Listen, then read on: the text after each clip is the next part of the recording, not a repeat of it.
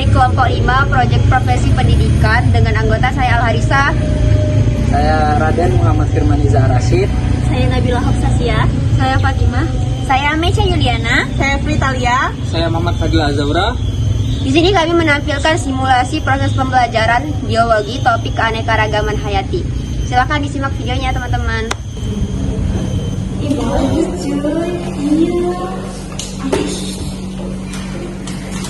Halo anak-anak semua, selamat pagi. Ayo. Gimana kabarnya hari ini? Alhamdulillah. Oh iya, Ibu lupa. Ibu belum salam ya tadi ya. Ibu awali, Assalamualaikum warahmatullahi wabarakatuh. Waalaikumsalam warahmatullahi wabarakatuh. Maaf banget ya, Ibu datangnya agak telat. Ini udah sekitar jam 8:15 Ibu baru datang. Jadi kita mungkin langsung aja ya. Silakan ketua kelas pimpin doa. Fadil. Baiklah teman-teman, sebelum pelajaran dimulai lebih baik kita berdoa dengan kepercayaan dan agama masing-masing. Berdoa mulai. Berdoa selesai. Oke anak-anak semua, sebelum kita mulai belajar Ibu absen dulu ya satu persatu. Yang pertama ada Fadil, Hadir Bu. Fatimah, hadir Bu. Fritalia, Fritalia, itu di belakangnya Bu. Nggak ada itu, Fritalia kemana? Nggak tahu Bu. Kita cek aja ya, lanjut.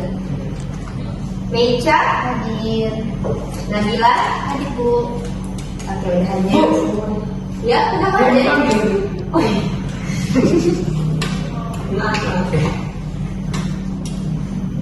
Hadir? Hadir. Oke, hadir semua ya. Maaf ya, ada tadi kelupaan. Jadi, anak-anakku semua, kalian kira-kira tahu nggak kita mau belajar apa? Tahu. Ada yang tahu nggak? Semalam mungkin udah baca. Iya, Mecha. Ya Bu, jadi kali ini kita akan belajar tentang keanekaragaman hayati Bu. Ya, tepat sekali ya. Jadi sebelum kita mulai belajar, benar kata Mecha, hari ini kita mau belajar tentang keanekaragaman hayati ya, anak-anak semua. Nah, sebelum Ibu menjelaskan lebih lanjut mengenai keanekaragaman hayati, Ibu punya sampel gambar yang mau Ibu tunjukkan kepada anak semua. Tolong diperhatikan ya.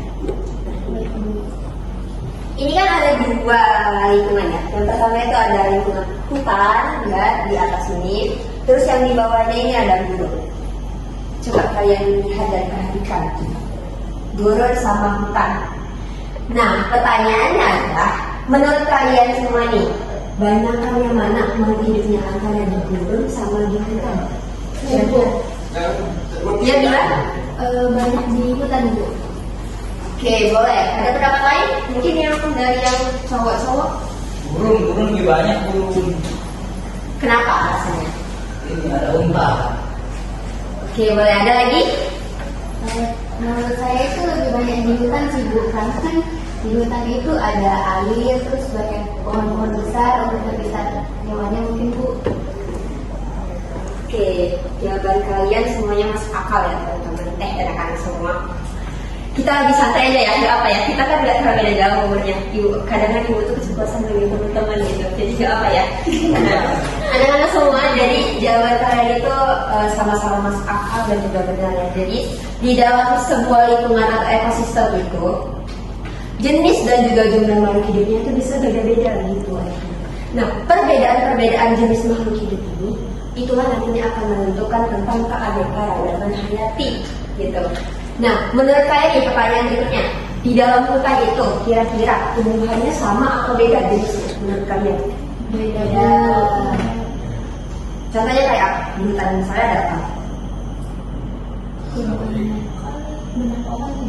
Pohon, sawit, kata tadi. Nah, kalau hewannya, apakah di hutan itu cuma isinya itu harimau atau singa aja? Atau ada banyak jenis? Ada banyak. Ya, benar ya, ada banyak. Gak hanya singa, gak hanya harimau, ada monyet, terus juga tupan, gitu ya. Nah, perbedaan-perbedaan jenis makhluk hidup inilah yang kita sebut dengan keanekaragaman hayati. Tetapi, anak-anak yang tercinta sekalian, ternyata keanekaragaman hayati itu bukan hanya berpengaruh ke ekosistem hutan aja atau ekosistem sebelum aja. Ternyata keanekaragaman hayati itu ada 3 tingkatan yang hari ini mau kita bahas sama-sama nih di kelas hari ini. Yang pertama itu ada keanekaragaman hayati tingkat gen, terus juga ada tingkat jenis, lalu juga ada tingkat yang terakhir itu ada tingkat ekosistem. Sebelum ibu mulai satu persatu ya dari gen tentunya, ibu mau jelasin dulu sedikit tentang keanekaragaman gen itu apa. Nah, jadi ini anak-anakku sekalian, makhluk hidup itu punya suatu ciri keanekaragaman hayati. Misalnya satu jenis individu itu tetapi variasinya tuh banyak. Nah, kayak contohnya bunga mawar misalnya. Kalian tahu nggak? Pernah kan pas lihat bunga mawar? Pernah. Warna apa aja yang kalian tahu? Merah. Putih. Jadi banyak ya keanekaragaman itu. Nah, keanekaragaman gen itu satu jenis individu tetapi berbeda variasi. Nah, kita simulasikan yang ada di kelas ini ya. Misalnya coba kalian semua berdiri. Assalamualaikum Bu, maaf telat Bu. Oh, Prita ya? Iya Bu. Kenapa Prita bisa telat? Telat bangun. Kok gak pakai baju batik? Lupaan Bu. Lupaan yang gak pakai batik. Nah, gimana nih anak-anak semua Prita telat hari ini? Mau kita apain nih dia? Kasihan. Terus tadi hukum untuk lebih adilnya gimana kalau Prita hari ini duduk paling depan jadi pusat perhatian gitu. Setuju gak kalian? Prita, kamu hari ini selama ibu ngajar kalau itu keanekaragaman hayati, kamu boleh duduk di situ selama jam pelajaran ibu. Silakan ambil kursi kamu terus duduk di situ ya. Iya. Dan kalian jangan terlambat lagi ya Prita. Kamu boleh ikut simulasi ini, kamu boleh berdiri juga. Oh boleh. Iya, makasih Bu. Ya. Nah, tadi kan tingkat gen ya. Kita harus menyadari diri sendiri dulu bahwa kita pastikan kita semua di sini manusia ya. Homo sapiens, bukan monyet atau kera atau segala macamnya. Nah, coba kalian lihat teman di samping kalian. Beda-beda nggak tingginya kalian antara kalian? Beda. Coba bilang kalian lihat di sebelahmu tingginya gimana gitu. Kalau menurut pandangan mereka ya Bu, Nabila lebih tinggi daripada teman-teman. Terus kalau Fatima sama Mecha gitu. Menurut saya lebih tinggi dari Mecha Bu. Nah, kalau misalnya Raden sama Fadil nih, coba lihat-lihatan terus dilihatin rambutnya mungkin ada nggak perbedaannya gitu, ciri fisiknya. Saya hitam Bu, baju putih. Rambutnya Bu? Ya, rambutnya kenapa? Rambut Fadil agak lurus, kalau yang Raden ada ikat. Oke, benar ya. Jadi tuh keanekaragaman dulu semua teman-teman. Jadi kita dapat simpulin ya, kita semua kan disini sama manusia. Tetapi walaupun kita sama-sama manusia, pasti ada perbedaan. Baik itu misalnya kayak si kita tadi bilang rambutnya beda, terus kalian tadi bilang warna kulitnya beda, terus Nabila dan Fatimah bilang tinggi badannya beda. Nah, maksud keanekaragaman itu di situ. Nah, satu spesies kita manusia, tapi variasinya itu berbeda-beda. Ada rambut lurus, rambut ikal, dan juga rambut misalnya rambut bergelombang, warna kulit hitam, atau kulit putih. Nah, itu harus disebut keanekaragaman gen. Nah, sampai sini dulu. Anak-anak semua pada paham nggak yang dijelaskan mengenai keanekaragaman gen? Paham. Bisa lanjut ke topik selanjutnya? Bisa. Oke. Sebentar, sebelum ibu lanjut ke topik selanjutnya, ibu punya satu alat peraga. Nanti ibu ambil dulu ya. Ibu. Nah, di sini ibu bawa dari jalan tadi, ibu bawa di sini ada 4 jenis daun yang berbeda. Kira-kira kalian tahu nggak beda? Coba kita dulu. Kalian tahu nggak daun yang kalian pegang itu daun apa? Rambutan. Terus yang pegang kalian? Jeruk. Jeruk. Terus yang saya ini? Daun mangga Bu. Ini? Dan kelor. Nah, semua ini menurut kalian satu jenis atau berbeda jenis? Dari Beda. Ada jeruk, terus ada rambutan, ada mangga, ada kelor. perbedaan-perbedaan di antara inilah yang disebut dengan keanekaragaman jenis gitu. Jadi benar-benar beda. Kalau gen tadi kan itu dia satu spesies manusia, tapi beda-beda kan kulit, rambut, nah juga misalnya tinggi badan gitu. Kalau misalnya jenis dia memang benar-benar berbeda dengan semua.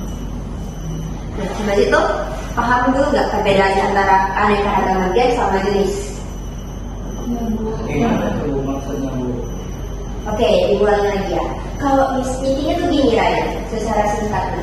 Kalau dia keanekaragaman gen, itu jenisnya masih satu.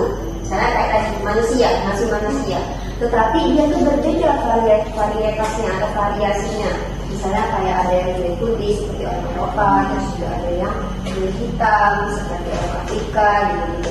Nah, tapi kalau keanekaragaman jenis ini, dia memang benar-benar beda. Kayak jeruk, beda jeruk sama mangga itu beda. Dari struktur daunnya aja kalian bisa lihat beda banget kan antara mangga sama jeruk, terus antara kelor sama mangga gitu. Udah paham anak-anak semua? Paham ya? Bisa kita lanjut ke yang berikutnya nggak?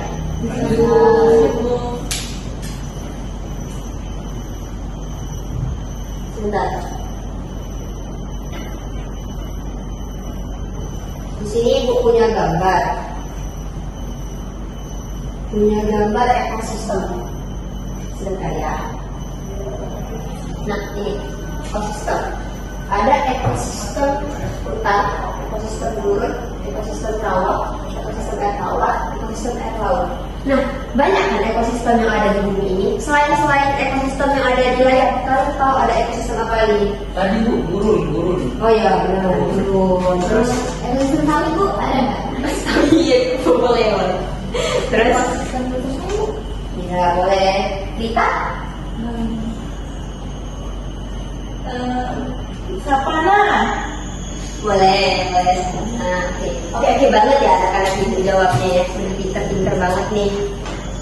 Benar ya, jadi ekosistem di bumi ini ada banyak banget. Itu juga yang menentukan karakter setiap makhluk hidup yang ada di dalamnya. Misalnya, makhluk hidup yang ada di laut sama makhluk hidup yang ada di hutan. Beda atau sama? Ya, beda. Apa aja yang perbedaannya misalnya? Kalau di laut banyak ikan. Ya, terus yang lain? Kalau ada bisa berenang Bu. Ya, boleh Mecha, bagus. Ya, ada lagi nggak tempat lain?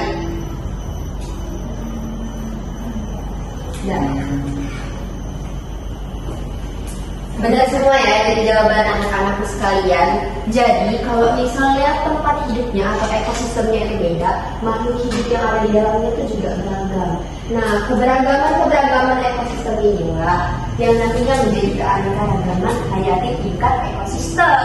Yang mana berbeda ekosistem, berbeda pula makhluk hidup yang menaunginya. Misalnya kayak di gurun tadi kata Raden, di gurun itu ada apa aja misalnya Dek? Buka, terus buahnya ya, kaktus kan. Nah, terus misalnya kalau di perairan tadi ada apa? Hewan banyak. Paus. Beda kan antara unta sama paus itu kan beda banget. Jadi makhluk hidup yang diciptakan oleh Tuhan itu mendiami suatu ekosistem yang berbeda, maka bentuk mereka juga akan berbeda. Gitu. Sampai sini paham nggak? Paham ya? Nah, jadi anak-anak sekalian udah paham kan kenapa bentuk makhluk hidup yang mendiami ekosistem berbeda itu juga berbeda kan? Nah, jadi gitu. Kalau misalnya ekosistemnya beda, makhluk hidup yang ada di dalam itu juga berbeda cara adaptasinya. Bu, Ya Fadil? kalau keanekaragaman berkurang apa dampaknya Bu? Wah, bagus banget pertanyaan Fadil. Berarti Fadil ini nyimak dan juga memperhatikan penjelasan Ibu dari tadi ya. Nah, sebelum Ibu jawab ya pertanyaan Fadil, kira-kira anak-anak yang tercinta ini ada nggak punya jawaban nggak dari pertanyaan Fadil? Saya Bu. Jadi ekosistemnya itu nggak seimbang Bu. Oke, bagus. Ada yang lain? Maksudnya Bu, Ya, Mecha. orang itu kenakan mungkin Bu. Oke, bagus banget analoginya. Ini Ya, Raden.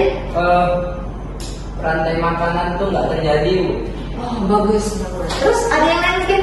Rita, Fatima? Setuju Bu sama Mecha. Setuju Bu sama Bila.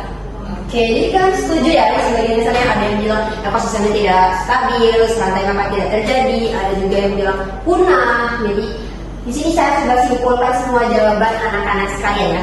Jadi kalau misalnya pertanyaan tadi, apa yang terjadi kalau keanekaragaman itu tidak ada? Benar semua Fadil kata teman-temannya bahwa yang pertama itu ekosistemnya tidak akan stabil. Bayangin nih, kita analikan begini, di suatu tempat nih, bayangin cuma ada rumput aja di tempat itu, nggak ada jenis-jenis makhluk hidup lain, cuma rumput aja. Nah kalau misalnya terjadi hujan gitu, apa yang terjadi menurut kalian? Nanti aja. Ya, banjir. Ya, benar. Akan terjadi banjir. Ada lagi? Ya, bisa jadi. Nah, kalau misalnya dalam suatu tempat itu cuma ada satu jenis makhluk hidup, rumput aja tadi contoh kita, maka rentan akan terjadi ketidakkeseimbangan ekosistem tadi seperti disebut oleh Bila. Bisa terjadi banjir, longsor. Makanya kita butuh jenis makhluk hidup lain. Kayaknya kalau bisa mencegah banjir sama longsor itu kita harus tanamin apa? Bukan, yang pasti jangan sawit aja gitu ya. Karena sawit itu bukan pohon ternyata. Iya, baru dia ada daunnya ya. Nah, sudah terus misalnya udah ada pohon nih sama rumput. Kalau misalnya pohon sama rumput itu kan tumbuhan nih. Kalau tidak ada yang makannya nih rumput sama tumbuhan itu, kira-kira keadaan di lingkungan itu gimana?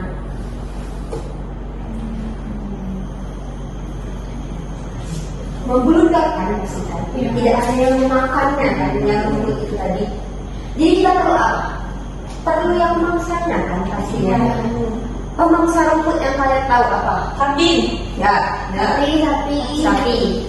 Nah kalau misalnya cuma kambing aja atau sapi aja, rusa aja, bisa nggak membasmi permasalahan misalnya kayak udah jadi gulma, terus sudah jadi semak yang sangat bandel, bisa nggak satu jenis hewan aja yang menuntaskan masalah itu? Bisa. Jadi kita perlu banyak jenis makhluk hidup kan. Nah, banyak jenis makhluk hidup yang beragam ini juga nanti akan kita pada makanan seperti kata Raden tadi. Jadi ekosistem di dalamnya itu akan berjalan lancar gitu lah ya, ibaratnya katanya itu berjalan lancar. Kalau misalnya ekosistem ini berjalan lancar, maka kehidupan di bumi ini juga bisa diubah. Nah, jadi begitu Fadil. Apakah Fadil udah paham? Paham Bu. Ya, baik sekali. Bagus banget pertanyaan Fadil. Pertahankan ya Fadil ya.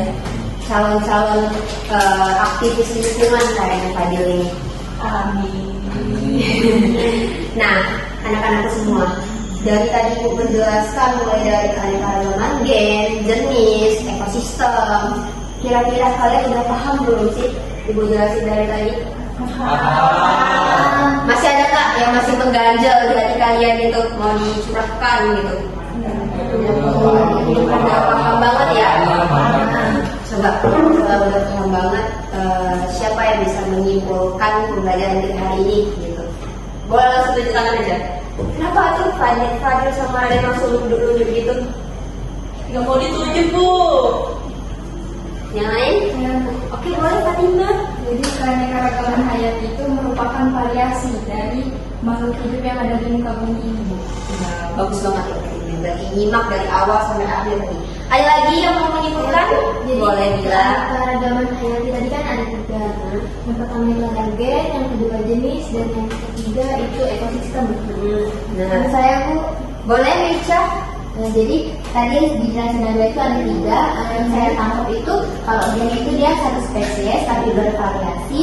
Terus kalau yang jenis itu dia berbeda-beda jenis. Kemudian kalau ekosistem itu tempat adaptasi makhluk hidupnya Ibu. Oke, baik sekali ya. Ibu anggap anak-anak ibu di kelas ini juga udah paham ya, diwakilkan sama mereka tadi ketiga. Oke, selesai sudah pembelajaran kita hari ini. Tidak terasa ya. Kira-kira kalian hari ini semangat atau tidak nih? Semangat ya. Nah, kalian juga udah mendapat ilmu baru nih dari ibu hari ini. Jadi anak-anakku semua, kenapa kita perlu mempelajari keanekaragaman hayati ini? Agar kita itu tuh sadar diri gitu, bahwa kita tuh sama-sama makhluk hidup ciptaan Allah Subhanahu wa Ta'ala gitu. Yang mana di dalam kehidupan ini kita tuh harus seimbang. Bagaimana interaksi kita dengan makhluk hidup lain, dengan orang lain, dengan tumbuhan, dengan lingkungan kita, agar tercipta apa? Agar tercipta kesabaran. Sebenarnya seperti udah kalian tadi perbincangkan dan diskusikan gitu. Kita sebenarnya tuh makhluk Allah yang sama-sama mendiami bumi kita untuk tidak membuat kerusakan di bumi gitu. Jadi kita tuh sama-sama menjaga bumi Allah ini agar tetap stabil dan tidak membuat yang namanya tuh kehancuran dan juga kerusakan bumi. Jadi gitu, perlu kita mengetahui keanekaragaman agar kita bisa bertoleransi bahwa kita tuh sama-sama Tuhan yang harus saling menjaga. Jangan sampai manusia sebagai manusia yang berakal kita mengeksploitasi segala lingkungan, mengambil sumber daya terlalu berlebihan. Gitu ya pelajaran kita hari ini yang paling inti yang harus kita terapkan, kita tanamkan dalam karakter kita. Mungkin udah jam 10 ya, waktunya juga udah habis. Hari ini kita cukupkan dulu sampai sini. Besok kita ketemu lagi insya Allah kalau tidak ada halangan. Sebelum kita akhiri hari ini, boleh Fadil bikin doanya dulu. Baik teman-teman, sebelum mengakhiri pembelajaran hari ini, baiklah kita berdoa terlebih dahulu. Berdoa dulu. Berdoa saja. Saudara-saudara pembelajaran hari ini, semoga ilmu yang disampaikan pada hari ini masuk di hati kalian, juga bisa kalian terapkan di dalam kehidupan sehari-hari. Akhir kata, ibu ucapkan terima kasih dan wassalamualaikum warahmatullahi wabarakatuh.